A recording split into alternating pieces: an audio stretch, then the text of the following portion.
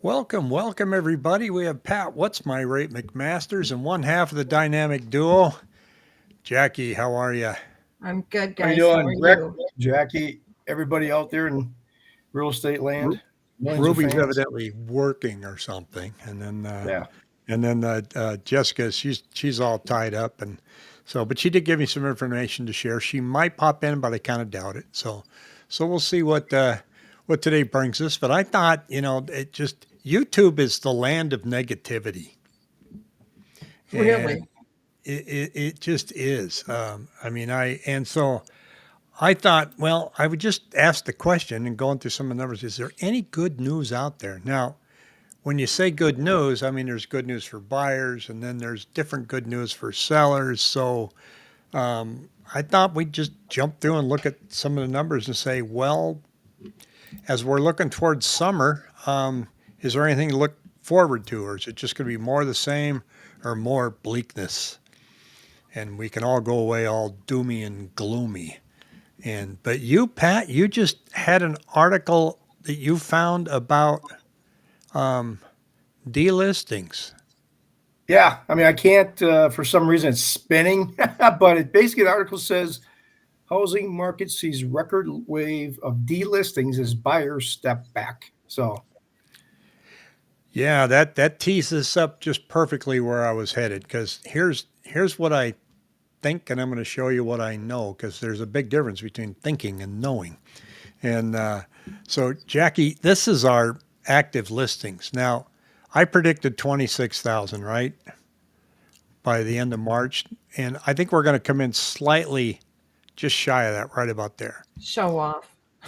Well, it's the first time ever I'm right. No, I I'm mean, you making are my so incredibly close. It's crazy. I know, but it didn't take much. I mean, when you see it going up 800 a week, and then I track the 7-day moving average, it's okay. So, no, so in other words, this week, if you look at the ticker down below, the number of new listings is slowing down a little bit, but the number of new contracts actually went up. So you can see that new listings down below there say 3424, new contracts 3339. That's 300 higher than where we've been hovering, but it closed the gap. And so what I think is getting back to what Pat just showed. I think this year people listed their homes in January and said listed for 90 days. Let's see what happens. And I think April 1st, we're going to see a huge pop of about 2,500 expired listings. That's going to make our active listing count come down about here, down about there. And I think it's going to stay there and start to dip during the summer. Because I don't really see active contracts getting any lower than what they have been unless they go back down to 2,200 again, which could happen. But that's my I guess can't even point. imagine that. Yeah, when you look at our months of supply has even improved, from yep. a high of 5 down to 3.7. And again, that's all tied to supply and demand, right? And Well, Rick, I how do I think look with those big blue lines in front of my face there? everything looks so techno right now. It's crazy. Yeah, Um, yeah. And I I go think and the move other thing everything. I think the other thing we're going to see too, though, is the luxury homes are going to drop off, and that's been really carrying the market along. So, contracts and listings, because the luxury market always dies off in the summer here. Yep, yep. Well, I think I'm trying to get this doggone for everybody. I'm using a different software today. There we go. And so my other one was going, brrrt, brrrt, and I thought, well, that's not going to work. This is the Cromford Market Index demand. Okay. In other words, see how low that's gone here? It's got an index of 84, and way back in the doldrum years, it was 27. Um, Somebody made a comment on a channel the other day, said, I bet we break 70. I don't think so. So I don't see this. How much lower is this going to get? Yeah. Going into summer. Now next year, I don't know. I don't know. I don't even know how old I'm going to be next year. But that's the overall market. When I look at the Cromford Market Index, if I click on this and it's not letting me play, Here's demand. Okay, this is the overall market. So the overall market index is down. Our demand is starting to creep up. Our supply Your chart's being hidden by is your chart? There you go. creeped up even faster. Let me go back to demand again. It's going up, but it was not catching up with supply until the past week. Looks to me like it's gonna catch up. And I'm basing that on people just pulling their homes out the market. Now that will help sellers going into summer, but what's also helping buyers right now is look at the number of price cuts. That graph off to the right here jumped in 1 week from 3,349 to 3,654. So sellers, both their asking price and their contributions have gone favorable for buyers. They're kind of getting the message there, right? I think they are. It seems some of the people I've been working with, obviously some price reductions, but it's been what would you say? How much of the price reduction percentage wise? It doesn't give me that on here. It just says a price cut number Yeah. of 3,000. So it really never. I look in a Cromford. It doesn't really tell me the average price cut, but I've seen some pretty substantial ones out there. Case Schiller, I've got that here to show for just a moment, and let me make sure I'm not hiding any chats here. So nope. Case Schiller lags by a couple months, sometimes 3 months, but this is the index, kind of like the Cromford Market Index, but it's jumped. It's trending positive. And they are saying in this article that I read that they expect it to be this way at least another couple of months from today. So getting into June, they're not expecting a lot of sentiment to be negative towards real estate. And then back that up with a University of Michigan consumer sentiment. It's climbing. And then we had durable goods orders up 0.9%. So some of the doom and gloomy stuff is not quite showing up. But now it all hinges on rates and affordability. So we're starting to see some improvement on affordability, but not enough to pull waves of people off the sidelines. And it's not being helped. Pat, you're just not pushing the right buttons on your end to get rates down. No, I know. I mean, it's been pretty much an uneventful event since last week. The Feds came out with their meeting, and it was really pretty much same old, same old. The PCE numbers come out tomorrow. We had some preliminary PCE numbers come out today, but it's just been 1 week to another, just looking at different numbers. And if you look at this, I was showing you this before, but you look at this. This is the 1 year, chart on a 10-year Treasury. I mean, it's basically this channel. I mean, has been stuck from, this level up here to down here. So we've been stuck. If you start here, we're pretty much at the same level we were a year ago in terms of the 10-year Treasury. So nothing's really changed from a rate standpoint. What's going to happen? My prediction, or I don't know, based on what we're seeing, I think we're going to see. Once again, we've been saying this. I mean, I think we're going to see more of the same. Rates are still sitting around, high sixes. I mean, we're sitting right now at about, 6 3/4, 6 5/8 range. It hasn't really moved, so there's not going to be much there. I mean, if we see rates float in the low sixes, you're going to see demand picks up anytime we see a lower, bump lower in rates. It's nothing dramatic, but from the Feds last week, they said the dot plot that they came out with said that we'll see a couple of rate cuts this year, 2 next year, and then by 27 they said another 2. So what the Feds do and what the market does, I think, like I said, I've been pretty zoomed in on the 10-year Treasury, how it's been acting versus what the Fed's been doing, because what the Fed does, it seems like the market reacts opposite every time. Yeah. And Jackie, are you seeing a lot of price reductions in the market?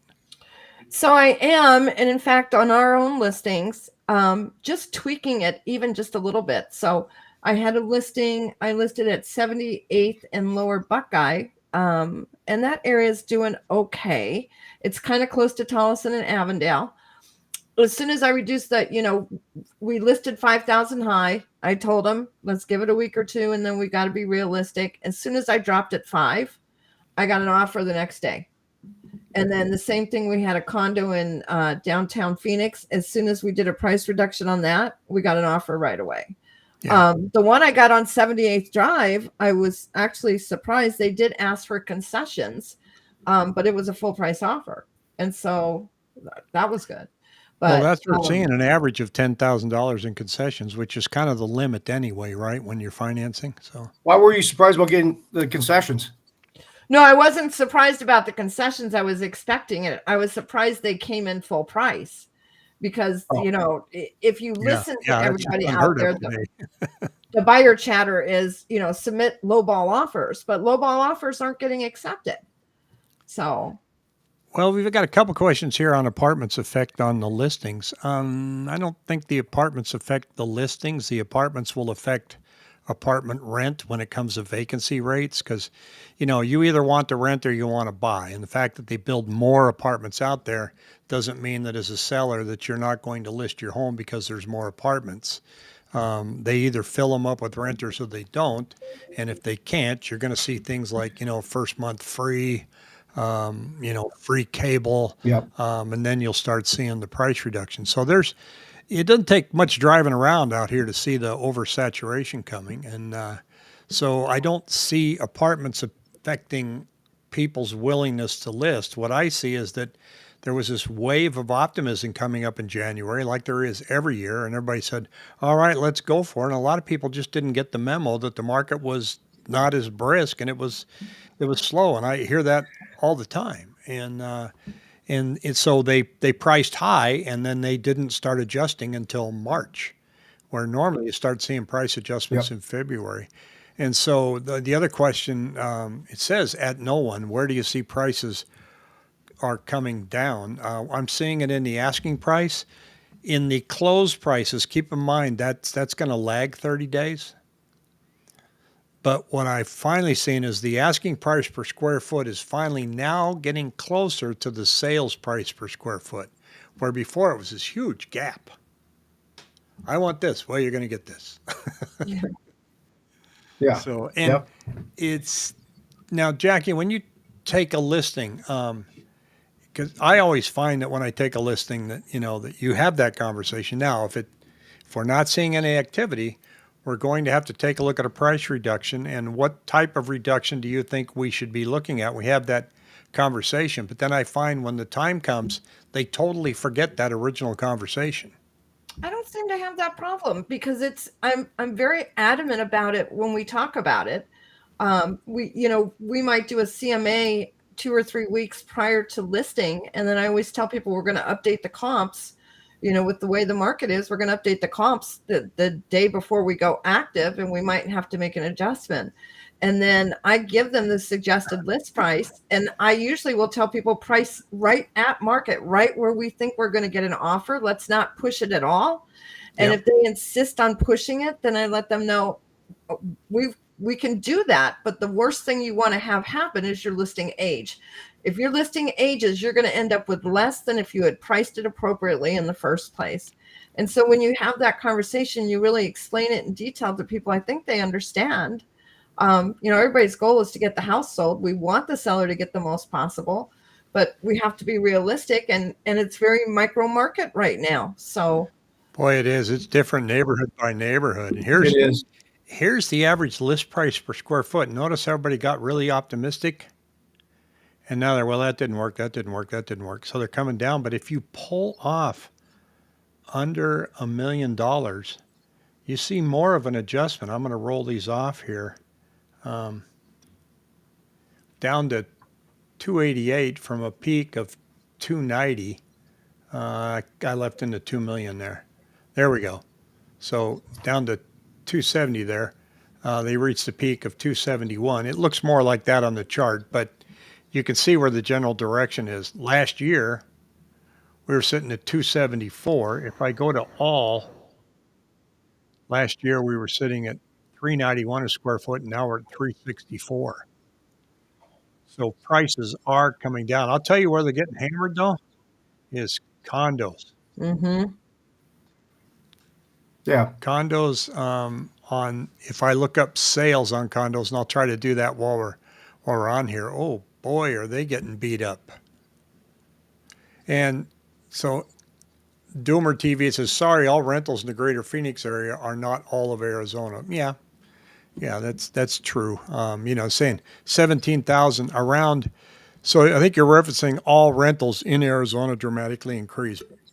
I would say though that the percentage of increase in rentals is the same in our market as it is statewide. Would you guys agree with that? Mm-hmm. So, I mean, if you don't, you can tell me. Oh, we would. Yeah, I'm going to look at sales annual average, no, monthly average, all areas, all types, weekly chart here. And let's see what that gets us. This is the fun part about being live. Sometimes it goes absolutely nowhere, but it's cooking. The hamster's running in the background there. Here it goes. Here it goes. Now, there's the monthly average sales price. And I'm going to get, darn it, this isn't the one I would look at. But this is not going down. That's not really the chart that I wanted. So I'll do some more digging there. I'm trying to find the one that shows you the big decline in condos. Now, condos may be more affected by an increase in apartments being built. Mm-hmm. Yeah. But I think we're finally we're finally starting to see some pressure out in the West Valley when it comes to water and water resources. I don't know what to think of that. You're supposed to prove a 100-year supply, and now they're pushing back and saying, well, we don't want you to pull it out of the aquifers anymore, so we're gonna. I know we already gave you the permit, but we're gonna pull the permit back. That's scary stuff. So, And that's going to do nothing but push the values up, though, in the West Valley. well, it will because you're not going to have any. You're not going to have any inventory. Hi from Northern California.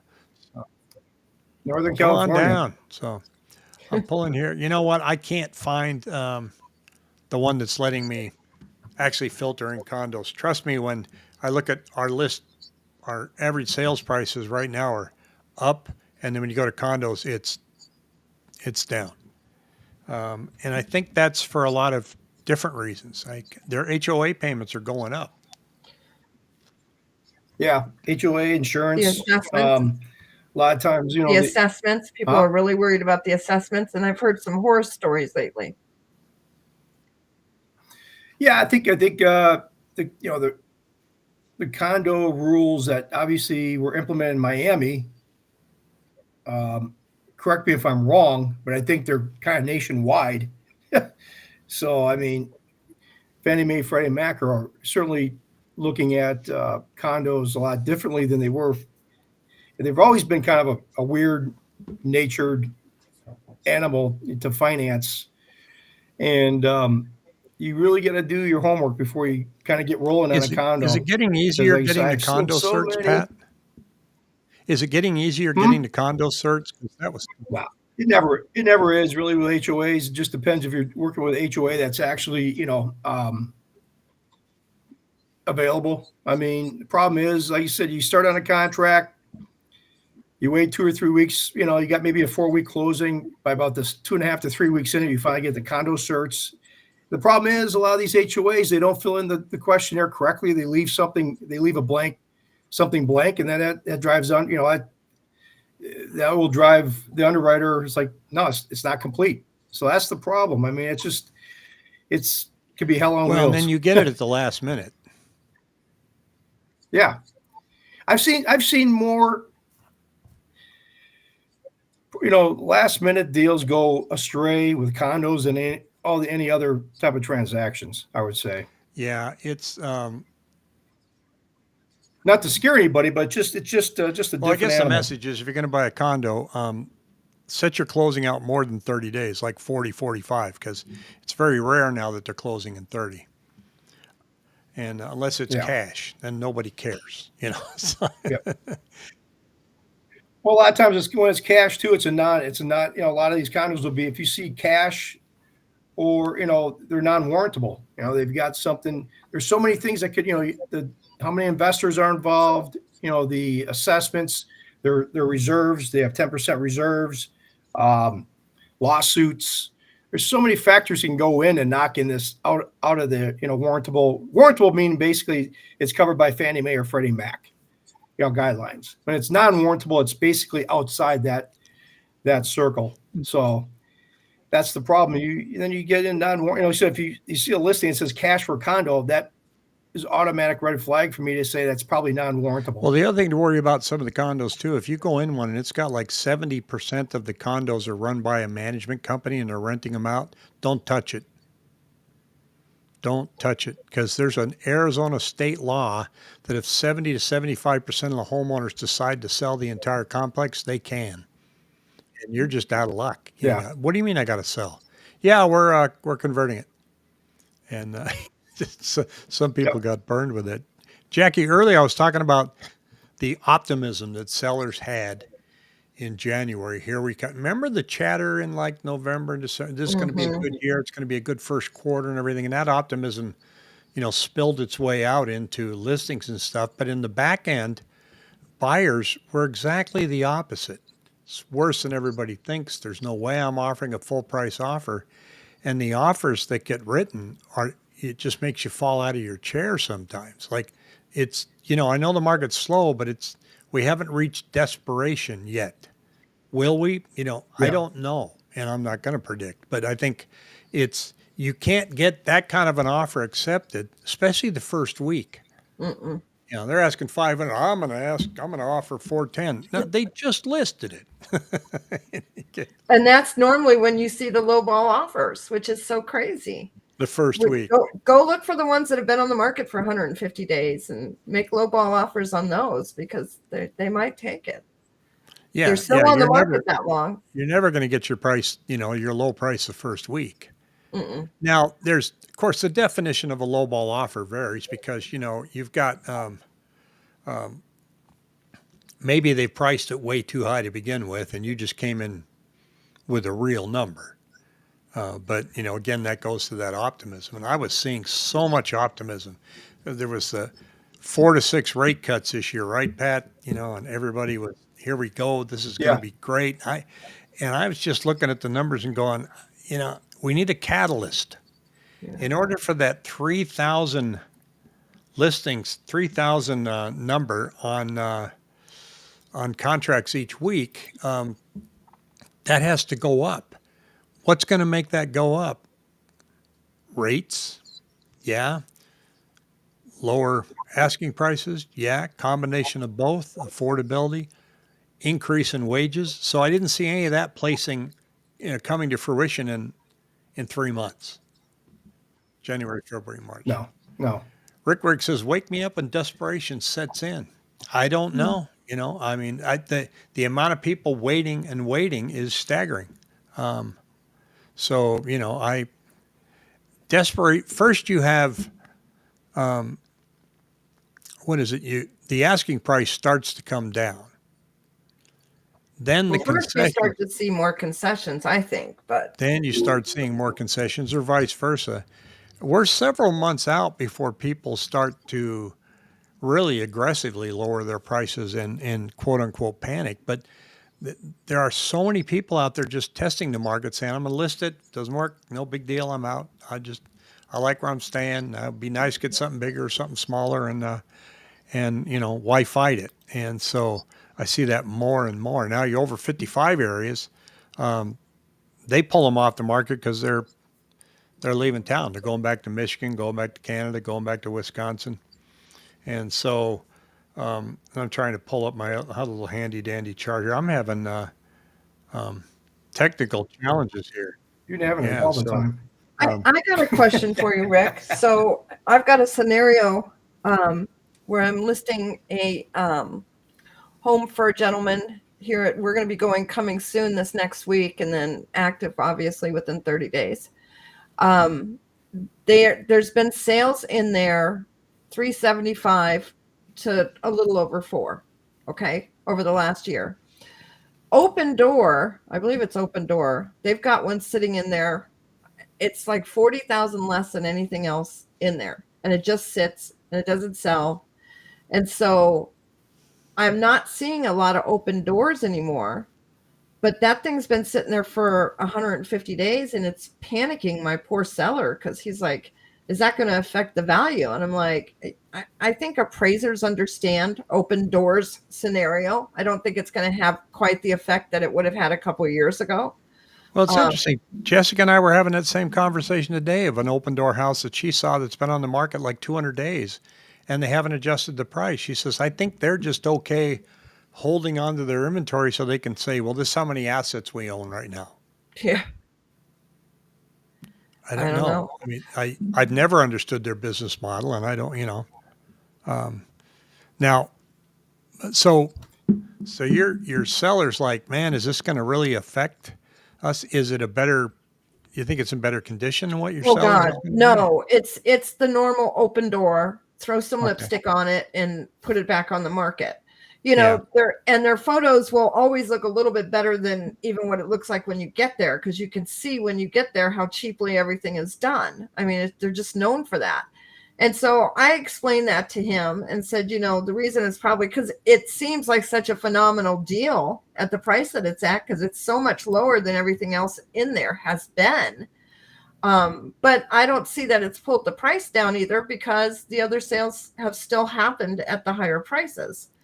But it's surprising that nobody's made an offer on it. And the only thing I could think of is agents pretty much know you're getting what you get with Open Door, and it's just lipstick.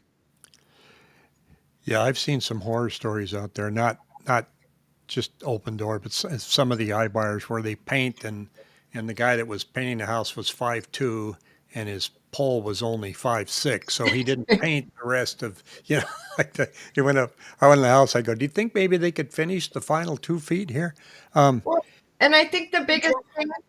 Hey, Jackie, let me ask you a question. For the people, just in general, I mean, it's just asking you. You're one agent out of number of agents, but are you hearing or seeing anybody or groups of people that are looking at buying, just like, hey, I'm going to wait till things settle down in terms of. I think it seems to me there was a lot of angst behind the scenes with buyers as far as this administration. I mean, there's a lot of stuff going. There's a lot of balls up in the air right now with tariffs, inflation, egg prices coming down, gas. Inflation's still there, but I mean, you got tariffs. Are you hearing or seeing from your your group of people angst about, like, I don't know what's going to go on, as far as it just seems like there's a lot of confusion. I think just in the mere fact, but I think any transition period, there's always fear. And so we had fear there with the last administration. So there was going to be fear in a transition no matter what. And I think there's a lot of buyers, they re-signed leases and they're there. And I still feel like we have a lot of pent up demand that, buyers keep saying, well, okay, so if this administration supposedly is going to drive rates down, then I'm waiting for the rates to drive down. But it's not going to be driven down like people think it's going to be driven down. There's nothing to happen that's going to happen to do that unless we hit some major disaster or recession. And then that's not going to be a good thing. Well, I think, in a reset, I mean, I totally agree with you. I mean, I'm just kind of glad, thanks for the input, because like I said, I'm just, you read a lot of different articles, you see people commentaries on, when I'm working, I've got different business channels on and listen to different commentary. And it just seems like they're, behind the scenes, there is probably demand out there. We're still dealing with an affordability issue. I feel bad for first time home buyer that's, got to look at a payment. I mean, you quote a payment and you're looking at price. I mean, 3,500, 3,300, I mean, it's, if rates got down to the low sixes, you're talking about a couple $100 a month, savings there. I just, I think it's gonna be more, just giving my opinion, but I'm glad you said that, because I think there's never going to be a time when, we're going to, like Rick and you and I always talk about, nobody's going to ring a bell when everything's going to be all warm and fuzzy to buy a house or sell a house. Remember Jessica gave us like Yeah. 6 homes that she was going to track back in February? Yeah. Well, she totally failed. Yeah, we haven't heard about Yeah. them. Oh, you got them? So these are the 6 homes, Oh, right? okay. I was going to say she failed her homework assignment. No, she actually came to the teacher and said, "Hey, I finished the project." Okay, so Hey, she, Rick, can I say one last thing to this conversation before you go into that? I feel really bad for the natives and I was born here. I grew up here. And I remember when I first started real estate, the average sales price was $80,000. And it's like, there's so many people, and that's what I hear the most out of frustrated people is that they're from here and there's so much money that came here, especially during COVID, and drove the prices up. And I feel really bad for those people that have spent their whole life here and now they're kind of being forced out. It's really but you can repeat that story in just about every city in the country. That's true. That's very true. I mean, the small town that I grew up in, you talk about complaining. What we're not feeling here, that they're feeling in places like Washington State, is what's happening to their property taxes. Oh. And then up there now, they're proposing raising the property. I mean, they're driving some of my friends out. I got a friend who's got a beautiful house on 8 acres with views of the Olympic Mountains and a big shop and a barn. It's completely paid off. And he goes, "You would not believe my taxes. I thought I was going to live here and have a small tax bill." And he said, every year, boom, boom, boom. "Sir, may I have another?" It's rough. Yeah. That's what pisses me off. Excuse my French. I mean, the taxes and insurance are going, they're beating everybody up. That's a whole nother video there. Okay, let me get back to this list. No, I agree with you, Jackie, but I think it's not unique to here. You're right. You're right. Of the 6 that she had up there, 3 of them are still active. These were listed in February. One was listed and canceled, but relisted lower. She said it's an ugly duckling at $450,000 in the over 55 community, and those are the over 55 communities. The listings really spiked up this month. I say really spiked up, but they're still in the what I consider normal range. So they don't have an excess of listings in the over 55, but they'll start to tamp down as you get warmer and warmer and everybody goes home. Of the 3 others, 1 canceled, 1 closed, and 1's under contract. She goes, there hasn't been a lot of movement on price reduction with the active ones still sitting. The one that was taken off the market and relisted did a pretty significant price reduction. So she showed them at $765. When they canceled, they came back on at $725. And you never know. I mean, canceled listings, I've seen an increase in that in the past 2 weeks. That's what makes me so confident that expired listings are going to explode on when's the 1st? Monday or Tuesday. I canceled listings now, like, all right, I give it a shot, I get out. But then, hey, there's Ruby. Ruby. She's not on, but she's LOLing us. So that's what, I mean, what do you think, Jackie? I mean, we got canceled listings went up the past 2 weeks. Do you think that's a precursor to more expireds? I do. I think the expireds actually are going to be through the 15th of April because a lot of people wait for that first week or so to be over with in January because they're, taking down Christmas lights and doing all that stuff to get the house ready for the market. So I think through the 15th, we are going to see a tremendous amount of expired listings. I know we have quite a few new listings coming, so it'll be interesting to see where we're at. Yeah. Well, I know that, a lot of people here like to get their homes sold. School starts 2nd, 3rd week in July, for crying out loud here. And people like to move before that, in areas where there's a lot of kids. But Running at Altitude's asking you, Pat, are you seeing an uptick in HELOCs? Yeah, I mean, I've seen uptick in people requesting them or, thinking about it. I mean, any type of HELOCs I get, I typically, look at credit unions. I'll send it to a couple credit union contacts I have.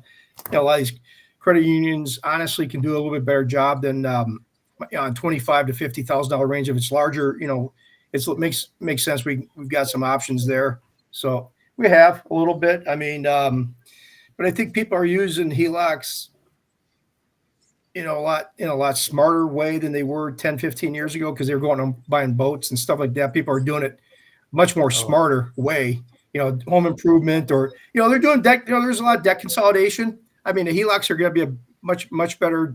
If you're at 3%, there's no reason why you should do. I mean, there's some mortgage brokers out there who try to, do a cash out refinance or redo your first, but yes, typically that's, I think that's, for lack of a better term, criminal. If you take somebody out of 3% to pay off some debt, get a HELOC, 50, a lot of people have equity, you get, the prime rates come down, that fluctuates with the HELOC. So, they're sitting around the average rate. A lot of these credit unions have starting teaser rates for 6 months, but then they bump up to 8.5%, 9%. Well, Mark here's saying an agent on the team has his third expired listing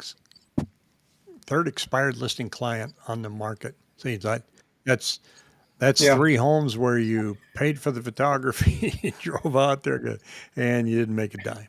And that's tough. What about? Yeah, it's tough.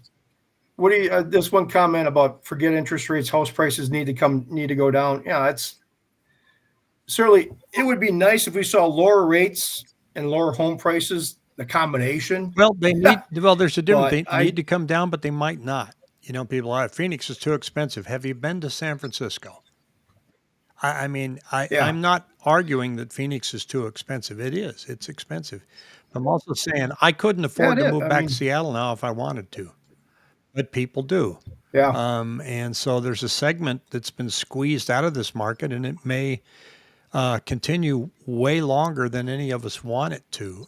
High prices don't necessarily mean that they will snap and adjust. Now, people are looking at California and they're looking at Florida, and California prices have actually still gone up.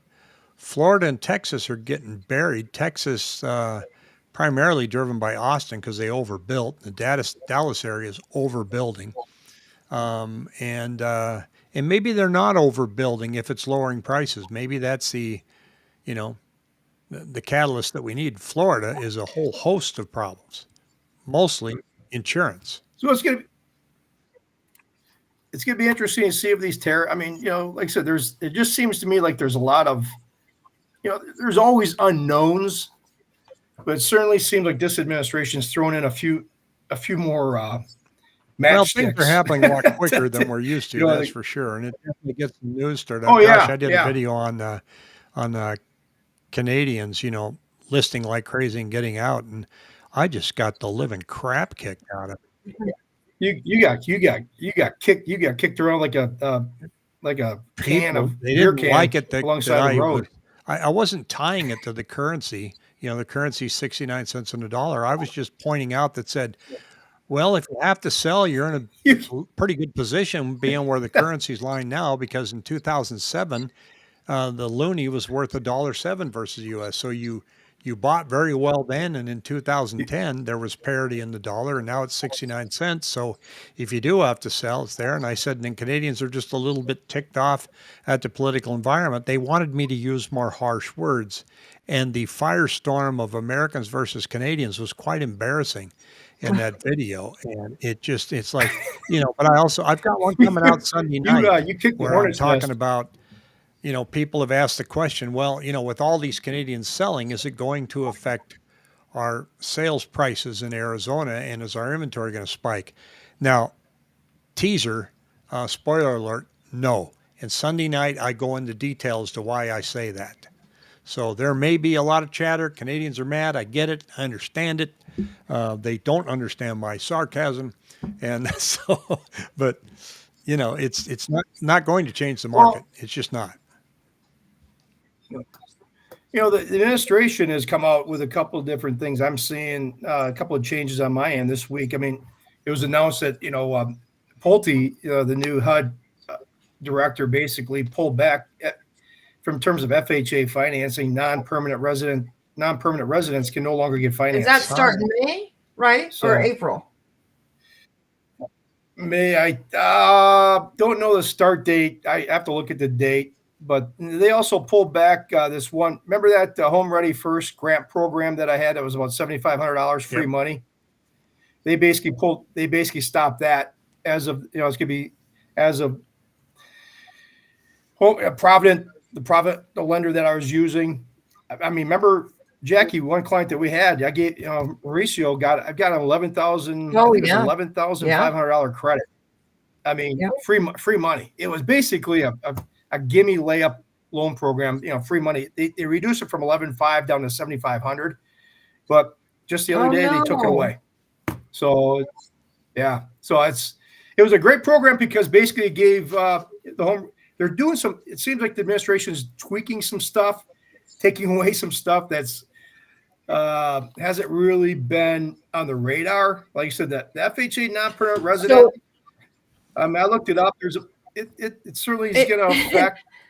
It's having an effect on one of my listings right now. So I got a contract on one of my listings, and they were like, "Oh, we can close in 3 weeks. It's a slam dunk." The pre-qual looked good.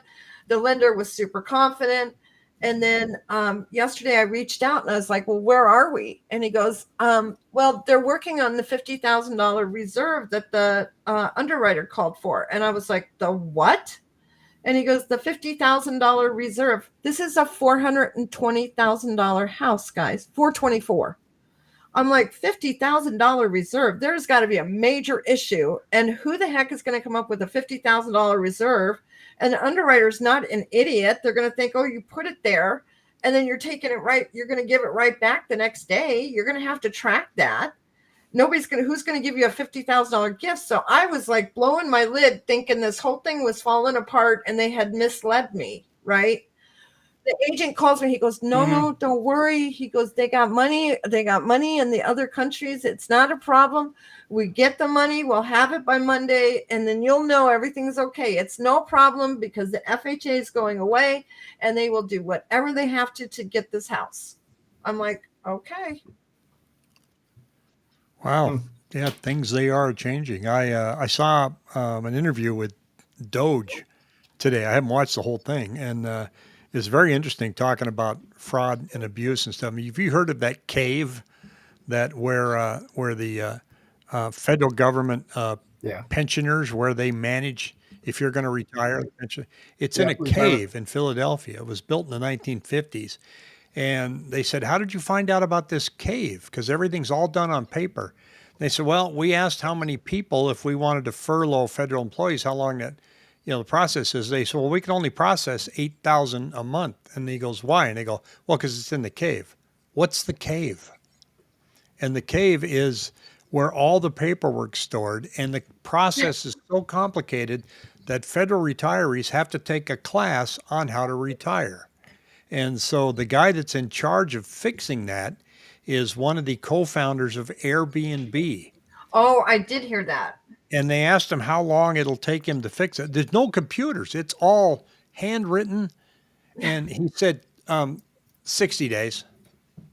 Wow. And the computer systems that the government have are so archaic that a lot of things are just falling through the cracks. And one quick thing on Social Security. I just said, because I just saw this about an hour ago. It was very interesting, saying, do you know that 44% of the phone calls that are received by Social Security are people wanting to change their automatic deposit to another account?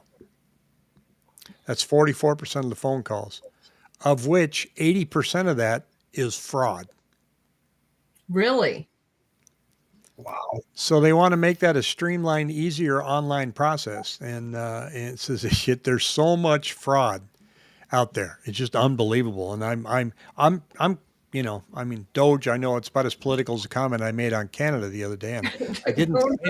I grew up. Yeah, don't kick the Hornets.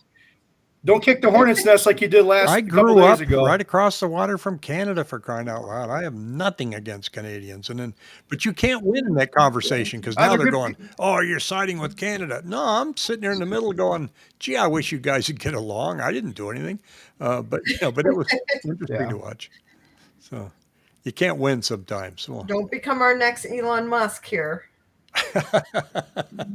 yeah, somebody's going to light my Dodge truck on fire. So. Yeah. Boy, oh boy. So, Yep. and don't do that because I just got new tires. Damn it.